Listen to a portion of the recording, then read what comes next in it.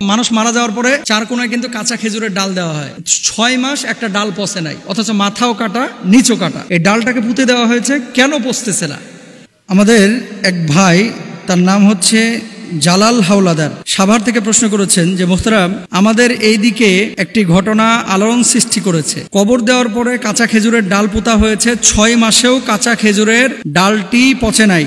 আপনাকে আমি ভিডিও লিঙ্কটি দিলাম, দেখবেন এবং ব্যাখ্যা করবেন যে 6 মাসেও কাঁচা খেজুরের ডাল যদি না পচে তাহলে এটা কিসের আলামত বা চিহ্ন বহন করে? আমরা কি ধরে নিতে পারি এই কবরবাসী যিনি কবরে রয়েছেন তিনি জান্নাতি? এটা বাংলাদেশে 2-4 দিন পর পর এরকম ঘটনা কিছু আসে, আর কিছু ইউটিউবে ফেসবুকে ভাইরা এগুলো ছড়িয়ে আমাদের সাধারণ যে মানুষগুলো এদের মনে নানান ধরনের প্রশ্ন উত্থিত করে বা উত্তোলন করে বা জাগ্রত করে। কবরের কাঁচা ডাল, আমি ভিডিওটা দেখলাম, এখানে হুজুর এরকম দাঁড়ায় বলতেছে যে এটার ব্যাখ্যা কি হবে। উনিও আসলে প্রশ্নই ছুড়েছেন যে 6 মাস, ওই যে মানুষ মারা যাওয়ার পরে চার কোনায় কিন্তু কাঁচা খেজুরের ডাল দেওয়া হয়, 6 মাস একটা ডাল পচে নাই, অথচ মাথাও কাটা নিচও কাটা। এই ডালটাকে পুঁতে দেওয়া হয়েছে, কেন পচতেছে না? এটার জন্য ওনার প্রশ্নটা জেগেছে যে আসলেই তার মানে এখানে অলৌকিক কোনো কিছু বা কোনো ঘটনা বা কোনো বিষয় আছে কিনা, এই জন্য প্রশ্নটি করেছেন। তার আগে জেনে নেন যে এই যে কাঁচা খেজুরের ডাল পুঁতা হয় কেন, কবরে দেওয়া হয় কেন। রাসূল আকরাম সাল্লাল্লাহু আলাইহি সাল্লাম রাস্তা দিয়ে একদিন হেঁটে যাচ্ছিলেন, এমন মুহূর্তে 2টা কবরের পাশে যখন নবীজি দাঁড়াইলেন,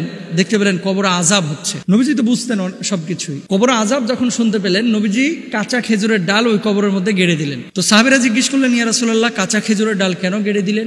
যতদিন এই খেজুরের ডাল কাঁচা থাকবে ততদিন তাদের কবরে আযাব হবে না। সুবহানাল্লাহ। এই কারণে কাঁচা খেজুরের ডাল দেওয়া হয়। এখন কথা হচ্ছে, দেখেন, একটা হচ্ছে নবীজি করেছে খাস সেই সময়ে, কিন্তু নবীজি আদেশ করেন নাই যে এখন থেকে যে কেউ মারা গেলে তোমরা এই কাঁচা খেজুরের ডাল কবরে দেবা, এটা কিন্তু নবীজি আদেশ করেন নাই। 2 নম্বর বিষয় আরেকটা শেখার জন্য আপনাদেরকে বলি, সাহাবীদের পেট খারাপ হলো, ওই যে তুরবাতুশ শিফা মদিনা একটা জায়গা আছে যেখানে আমি গিয়েছি, সাহাবীরা পেট খারাপ হয়ে গেছিল, নবীজিকে বললেন, ইয়া রাসূলুল্লাহ, পেটে পীড়া দিচ্ছে, পেট খারাপ হয়ে গেছে, কি করবো? এই জায়গার মাটি তুলে খাও। তো নবীজি হয়তো মাটিতে ফুৎকার দিয়েছিলেন, মাটি তুলে সাহাবীরা একটু করে ভক্ষণ করলেন, পেটটা ভালো হয়ে গেল। দেখেন, ওটা ছিল ওই সময়ের জন্য খাস।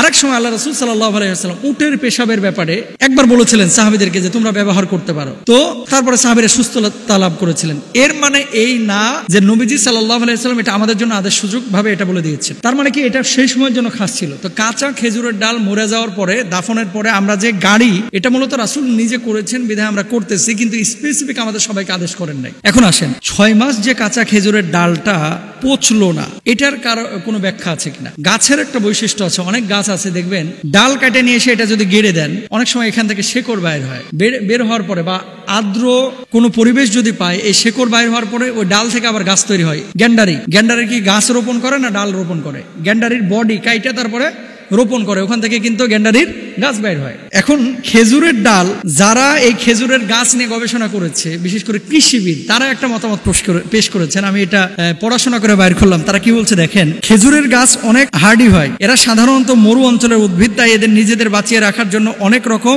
সহজাত বৈশিষ্ট্য গড়ে তুলেছে। মরুভূমির উট, মরুভূমির ছাগল, আমি নিজে দেখেছি সৌদি আরবে, কান বড় যে ছাগলগুলো আছে, আমাদের দেশে কাঁঠালের পাতা ছাড়া খাইতে চায় না, খোল ভুসি ছাড়া খাইতে চায় না, সৌদি আরবে পাথরও খেয়ে ফেলায়, পাথর খেয়ে ফেলায় ছাগলে, উট কাঁচা সাপ খেয়ে ফেলায়। জানেন এটা? আপনারা জানেন না তো? জীবিত সাপ উটের, যদি আপনারা হয়তো অনেকে দেখে থাকবেন যারা অনলাইনে অ্যাক্টিভ থাকেন, আমার এটা নিয়ে অনেক আগে একটা লেকচারও আছে। উটের বছরে 2-1 বার পেট খারাপ হয়, যখন পেট খারাপ হয় উটকে হাঁ করে, ওই যে ধোঁরা সাপ আছে, তারপরে বিষাক্ত অনেক সাপ আছে, ছোট ছোট সাপ, এই সাপ নিয়ে, তাজা সাপকে যদি উটের মুখে ঢেলে দেন বা থুয়ে দেন, উট চাবায় খেয়ে ফেলায়। ওই সাপ যদি উটের পেটে যায় তাহলে উটের পেটের ওই রোগগুলো ভালো করে, এটা বিজ্ঞানও একমত, এবং এটা ভিডিও পাবেন আপনারা সৌদি আরবে। তো মরুভূমির মধ্যে যে সমস্ত প্রাণী অথবা উদ্ভিদ থাকে, এরা থাকে শক্তিশালী। তো খেজুর গাছ যেহেতু মরুভূমির প্রাণী, এই খেজুর গাছ অনেক শক্তিশালী প্রাণী। তাহলে এখন তার মধ্যে একটা হলো এদের ব্লেডের মতো পাতা, যেখানে পত্র রন্ধ্রের সংখ্যা নেই বললেই চলে, আর পাতার ডগা কাটার মতো, যার ফলে ট্রান্সপিরেশন বা বাষ্পমোচন অনেক কমে যায়, যার ফলে গাছের দেহে জলের কমতি দেখা যায় না। একইভাবে পাতা সহ ডালও অনেকদিন সজীব থাকে। তো যদি মাটি ভিজা থাকা অবস্থায় সেই ডাল মাটিতে পুঁতে দেওয়া হয়, সেই ডাল মাটি থেকে ময়েশ্চার শোষণ করে নেয়, যেটা ডালকে বহুদিন সজীব রাখে। এরপর মাটির ময়েশ্চার এর উপর নির্ভর করে ডাল কতদিন সজীব থাকবে। সবকিছুর পেছনে আল্লাহ সুবহানাহু ওয়া তাআলা একজন বিজ্ঞানী, মহাবিজ্ঞানী, তিনি কোনটাকে জীবিত রাখবে, কোনটাকে মেরে ফেলবে, শুকিয়ে ফেলবে, এটা আল্লাহর ইশারা। এখন এই 6 মাস যে কাঁচা খেজুরের ডাল এভাবে ভেসে আছে, এর কারণে গ্যারান্টি দেওয়া যাবে না যে কবরে কোনো আযাব হচ্ছে না, এরকম কোনো বর্ণনা আল্লাহ রাসূলের থেকে নেই। সুতরাং এগুলো নিয়ে এত আলোচনা পর্যালোচনার কোনো বিষয় নাই। আল্লাহ তাআলা আমাদেরকে বোঝার তৌফিক দান করুন। দর্শক, ভিডিওটা যদি আপনাদের ভালো লেগে থাকে অবশ্যই ভিডিওটা শেয়ার করে ওনাদেরকে দেখার সুযোগ করে দিবেন এবং প্রতিনিয়ত আমাদের ইসলামিক ভিডিওগুলো দেখার জন্য আমাদের ফেসবুক পেজ এবং ইউটিউব চ্যানেলটা সাবস্ক্রাইব করে সাথে থাকবেন। ভালো থাকবেন, সুস্থ থাকবেন। আসসালামু আলাইকুম।